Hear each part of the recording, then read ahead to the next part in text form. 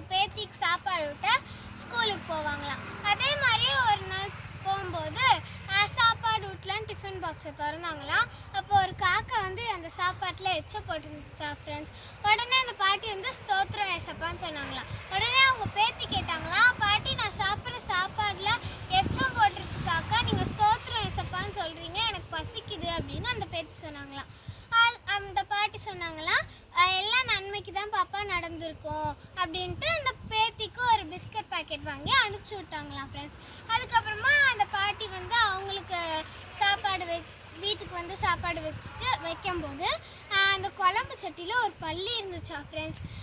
அந்த பாட்டி வந்து எல்லாம் நன்மைக்கேன்னு சொன்ன மாதிரியே எல்லாமே நன்மைக்கே நடந்திருக்கு பார்த்தீங்களா. ஒருவேளை அந்த காக்கா எச்சம் போடாமல் அந்த பாப்பா அந்த சாப்பாடை சாப்பிட்டுருந்தா ஒன்று ஃபுட் பாய்சன் ஆகிருக்கும், இல்லை வாமிட் பண்ணியிருக்கலாம், இல்லை அந்த பாப்பாவுக்கு என்ன வேணாலும் ஆயிருக்கலாம். எப்படினாலும் அவங்களுக்கு தானே கஷ்டம். பைபிளில் கூட எல்லாவற்றிலையும் ஸ்தோத்திரம் செய்யுங்கள் அப்படின்னு ஒரு வசனம் போட்டிருக்குது ஃப்ரெண்ட்ஸ். நம்ம எல்லாத்துக்குமே ஆண்டவருக்கு நன்றி சொல்லணும். ஏசப்பா நம்மளுக்கு எவ்வளவோ விஷயங்கள் தராங்க, நிறைய நன்மை செய்கிறாங்க, நம்ம வியாதிகள் எல்லாம் குணமாக்குறாங்க. ஆனால் நம்ம எதுக்குமே நன்றி சொல்கிறதே இல்லை ஃப்ரெண்ட்ஸ். நம்ம நன்றி சொல்கிறப்ப நம்மளோட நெகட்டிவ் சிச்சுவேஷனை கூட ஏசப்பா பாசிட்டிவாக மாற்றுவாங்க ஃப்ரெண்ட்ஸ். ஓகேவா?